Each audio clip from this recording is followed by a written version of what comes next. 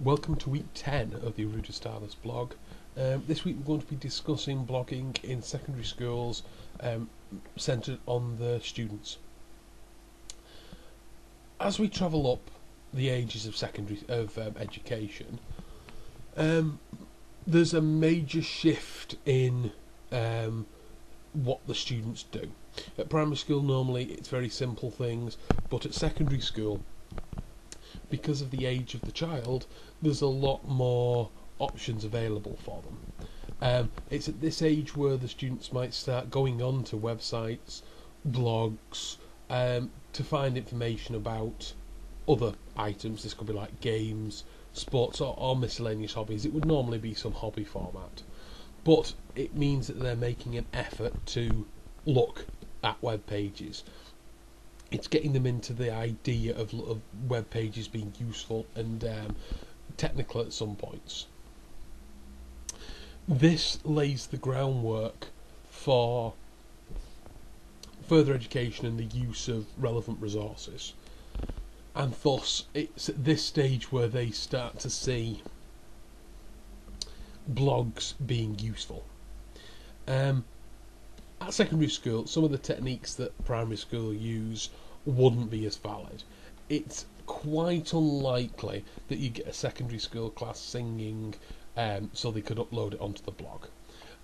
On noted occasions they would do, for if it was like a charity thing or if it was for something for the television. These probably were the only ones that would cause them to do this. Also, the chance for inter-school communication is also unlikely, because at this age most students have access to the internet. They'll have access to virtual communities such as Facebook and MySpace. They'll have access to blogs, and they'll have access to like instant messages like MSN. This means that if they want to speak to somebody in a different country, they're more than capable of doing it without intervention from the teacher, or intervention from the school. So it's a lot easier for them to do that. Thus, you won't get as many people doing that and students doing that. The big point in this respect is, if the students can access blogs themselves, are they going to bother looking at one to do with the school? I think the answer is yes, for a number of reasons. There will be specific things on the website for students at secondary level. There'll be homework, especially if they're at GCSE level. There might be information to bite-size courses, resource packs, revision packs, all these kind of things, the basic bread and butter of educational blogs.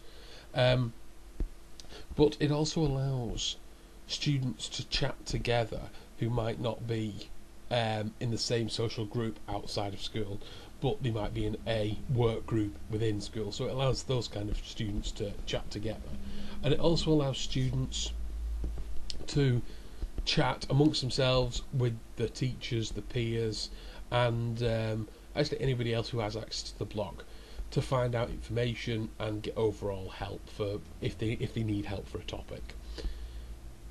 This is roughly where secondary school blogging ends.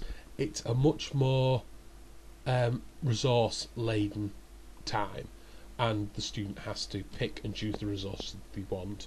This follows straight through to further and higher ed, which we'll be discussing next time. So until then, good night.